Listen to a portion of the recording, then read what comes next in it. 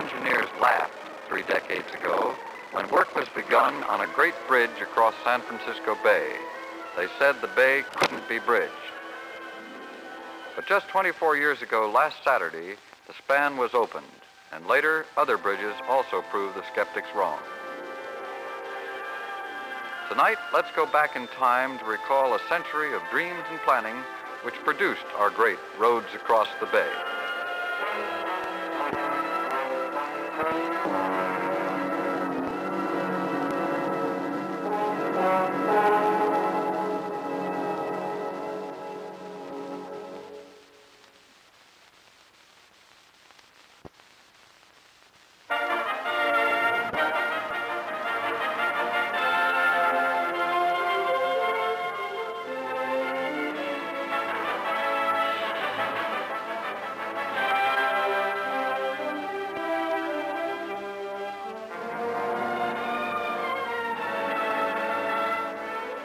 Mighty steel towers reaching high into the sky, great cables gracefully arced across the waters of San Francisco Bay.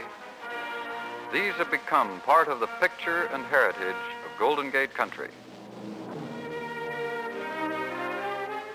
Yet there was a time not so long ago when many engineers said the bay couldn't be bridged, and when bridge builders laughed at plans to span the Golden Gate.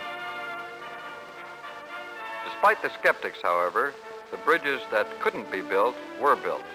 The impossible was accomplished.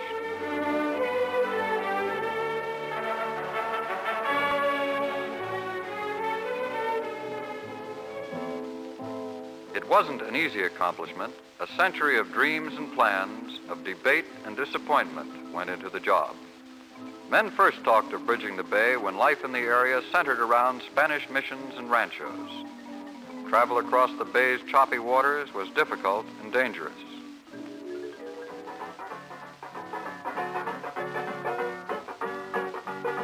In the middle of the 19th century, the great gold rush changed Golden Gate country. San Francisco became a big and bustling city. And on shores east and north of the bay, new communities sprang up. Travelers and shippers cried for better transport across the water. The boats available just couldn't handle the traffic. People and goods waited days or even weeks to get passage. As the situation grew worse, talk of a bay bridge grew louder in the business and newspaper offices along San Francisco's powerful Montgomery Street. In 1852, newspaper editor William Walker proposed a bridge on barges from the city to Yerba Buena Island and on a wooden trestle the rest of the way to the little town of Oakland. His was the first formal proposal. But a new arrival on the bay scene, the ferry boat, killed Walker's plan. With the establishment of regular ferry service, immediate needs were met. By 1856, however, ferries were handling all the traffic they could. So State Senator W.H. McCown asked the legislature to build a wooden low-level span from Rincon Point to Yerba Buena Island, and the senator, a practical man, also proposed a schedule of tolls to be charged.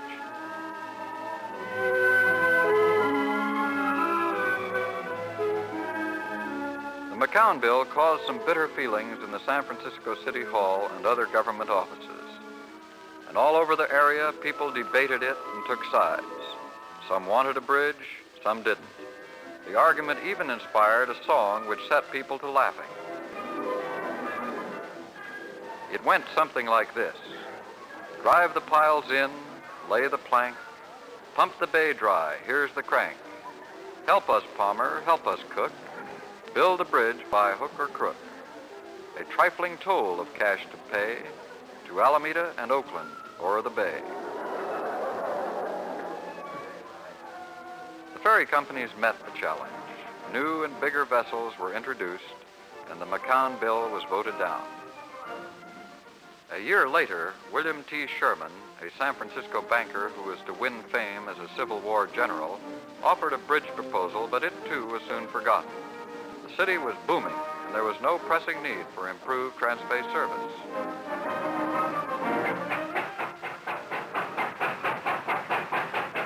Then Then the railroad came to California, and with it, even bigger and faster ferry boats. For the moment, plans for bay bridges were almost forgotten.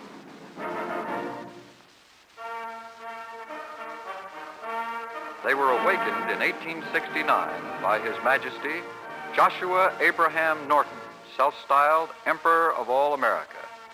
This wonderfully whimsical San Franciscan issued a royal proclamation for the building of a bridge from Oakland to Yerba Buena Island, and then westward to Sausalito and, of all places, the Farallone Islands, 30 miles at sea. People had a good laugh at the Emperor's wild scheme, and they began talking about bridges again. Everybody, including Governor Leland Stanford, offered a plan. The best of the lot was proposed by a large bridge-building company. It suggested two possible routes for low-level spans, one with Oakland as the terminal, the other to Alameda. But the company failed to raise money. Disagreement about the route smothered enthusiasm. Interest faded and died. Care much as the next decades passed.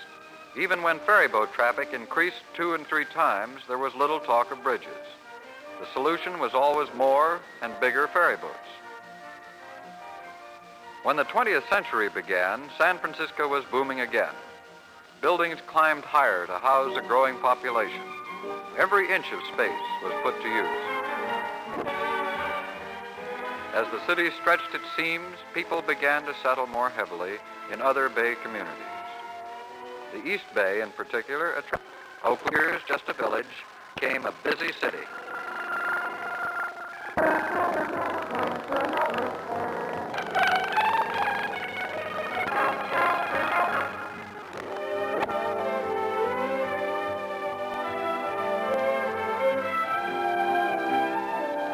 Transit redoubled, and train ferry terminals in Marin County, in Alameda, and other East Bay cities poured travel goods into San Francisco, creating an endless traffic to Great Embarcadero, all of which awakened new and serious talk of bridges for the bay. Talk. During the next decades, the automobile came into its own and created new traffic problems.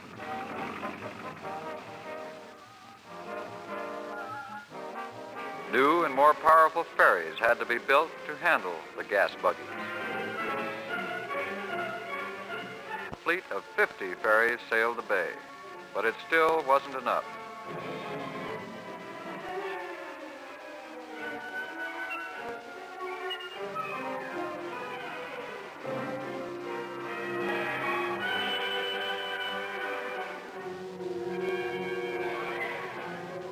Now almost everyone agreed the bay had to be bridged. The questions were how, where, and what with. San Francisco had its ideas, so did the East Bay. Plans were offered and turned down. Everybody got into the debate. Some people wanted a high-level bridge, some a low span, and some no crossing at all. The federal government said no bridge, and many engineers said the bay couldn't be spanned anyway. For a while, the situation seemed hopeless. No one could agree. Money wasn't available for construction. Golden Gate Country began to strangle in traffic jams.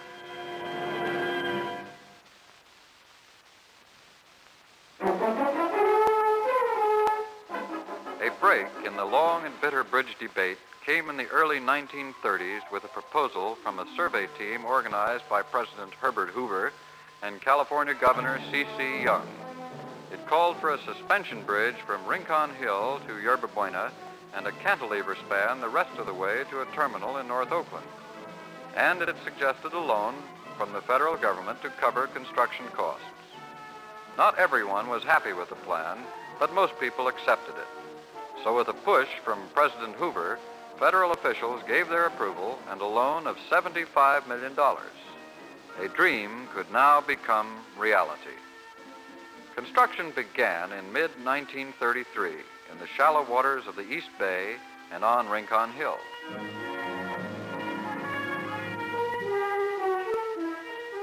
Ahead were many problems. Some experts still said the bridge couldn't be built. but the builders were confident the job could be done.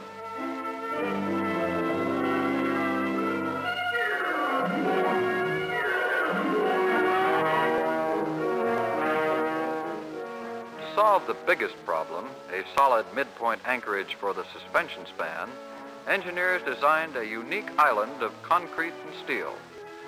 To stand in 200 feet of mud and water, it had to be bigger than San Francisco's largest building. Some experts said it couldn't be built. But daring and skill accomplished the impossible. Within a huge steel box, or caisson, tubes 15 feet in diameter were lowered section by section through water and mud to the bay's floor. When they were in place and fixed solidly to bedrock, mud and water were pumped out and concrete poured in. Bigger than the biggest pyramid, the great caisson was an engineering wonder. With the major problem solved, the work picked up speed. Steel mills worked round the clock to turn out materials.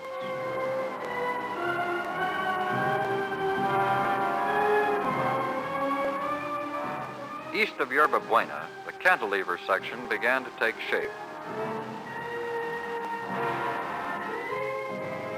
And west of the island, the mighty suspension towers began to climb skyward as daring men hoisted huge pieces of steel into place and joined them together.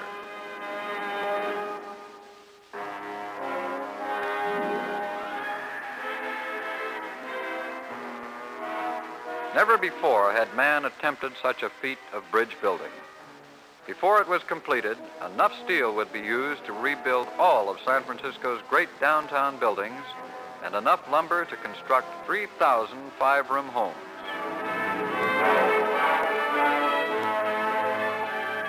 Every step of the work, every rivet was crucial. There could be no slips. Slowly, the towers rose. When completed, they would stand a dizzy 700 feet over the bay floor, as high as a 60-story building. And they would be flexible. To meet the challenge of wind and temperature, they would be able to sway as much as 6 feet.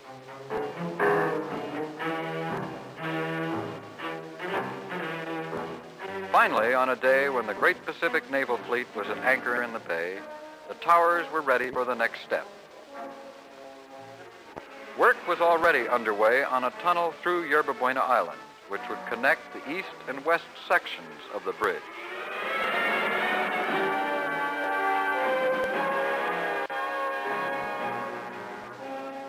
It would be the world's largest diameter tunnel, so big that a 4-story house could be towed through it.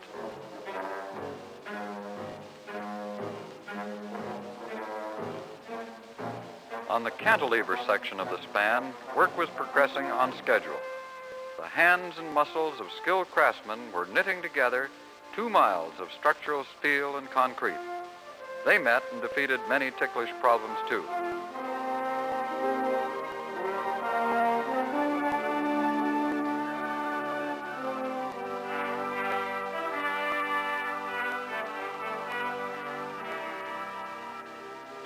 After construction started, an end was in sight for the first phase of work.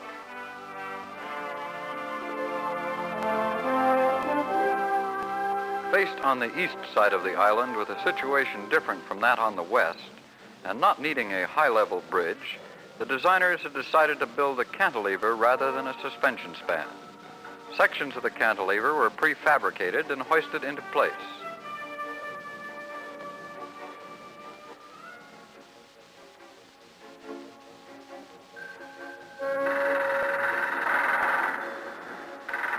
Skilled riveters knit the sections together.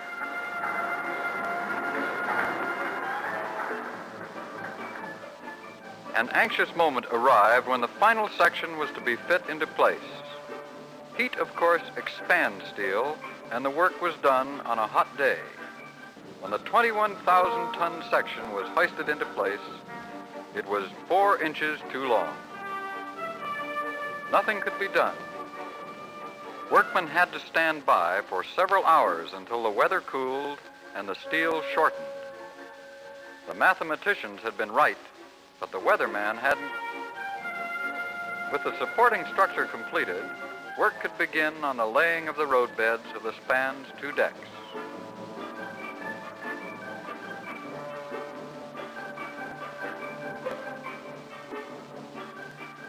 Work on all sections of the bridge was extremely dangerous, and injury and loss of life were inevitable. To protect workers at dizzy heights, great safety nets of wire mesh were slung between the towers of the suspension span. This in itself was a job that challenged men and machines.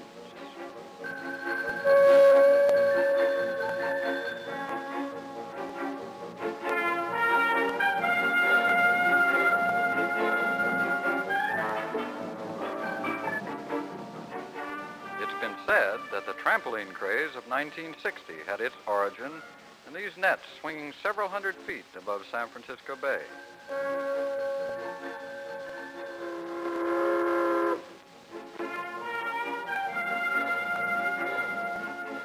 As the work of suspending the bridge between the towers progressed, the nets did save numerous lives.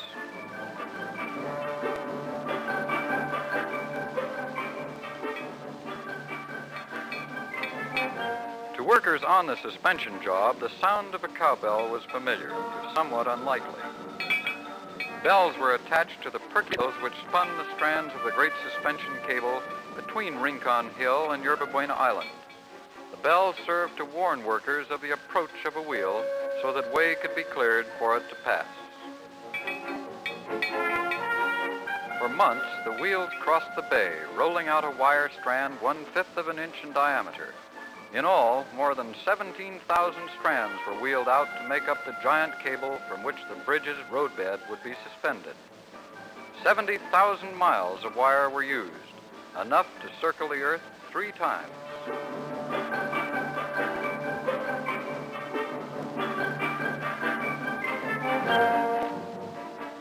When completed, the cables were 28 inches thick and could support a load of 7,000 pounds per foot. They also were manufactured to be capable of stretching 16 feet to meet variations in traffic load and weather conditions.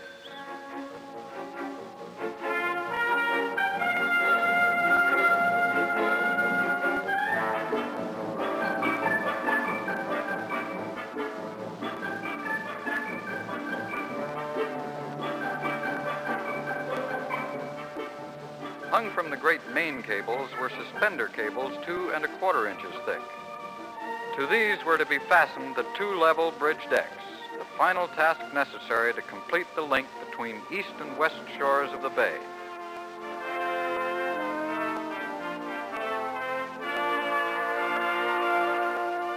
The task was a big one.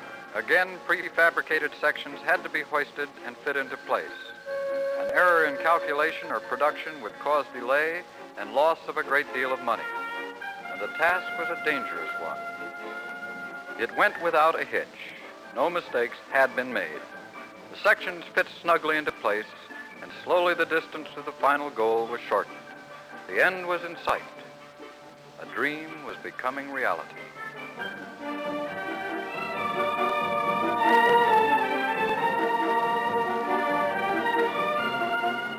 Then one last link was put in place, and only a few final jobs remained.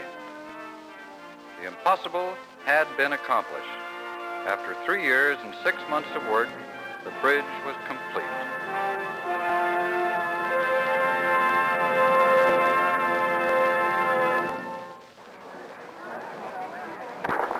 On November 12, 1936, the San Francisco-Oakland Bay Bridge was opened, and a new era began in Golden Gate country.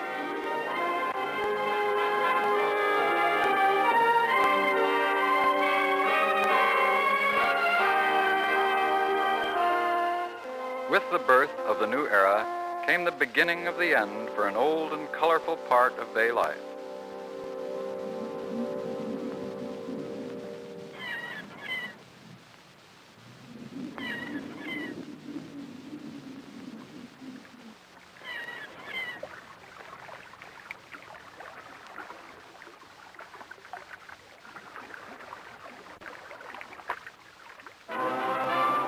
While the Bay Bridge was being built, another dream was coming true.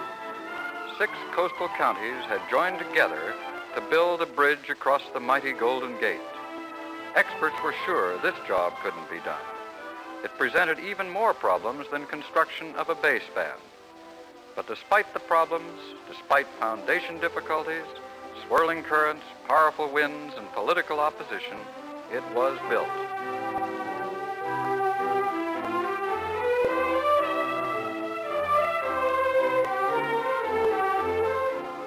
Its single suspension span is the world's largest, almost 2 miles in length.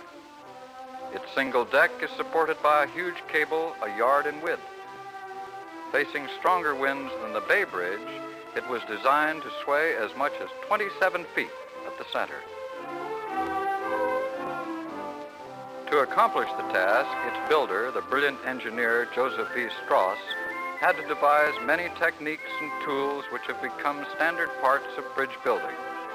His work adds luster to the bay span story. The Golden Gate Bridge is truly one of the world's finest.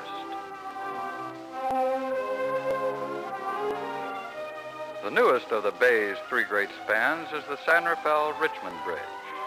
Opened in 1956, the crossing is the world's 2nd longest high-level bridge, ranking just behind the bay span. A double-decked, 4-mile-long structure, it was built by the state of California to replace an antiquated ferry service between Marin and Contra Costa counties.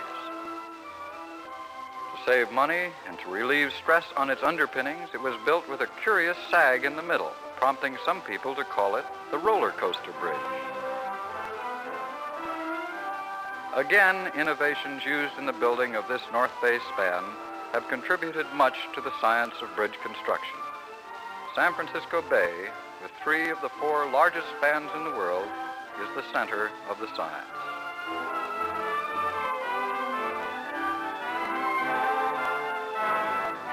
In the decades since completion of the Bay and Golden Gate bridges, traffic has increased fantastically. The bridges have been able to handle the increase and have continued to aid greatly in the area's development. Without them, growth and progress would have ceased long ago.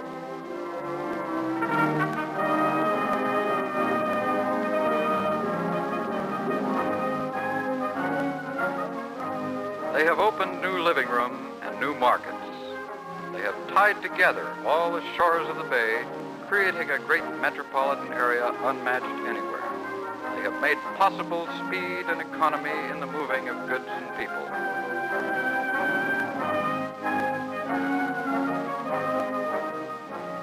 They have paid for themselves many times over.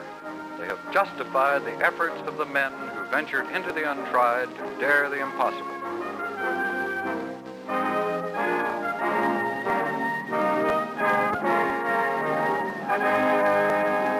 They have added beauty and glamour to the land of the Golden Gate.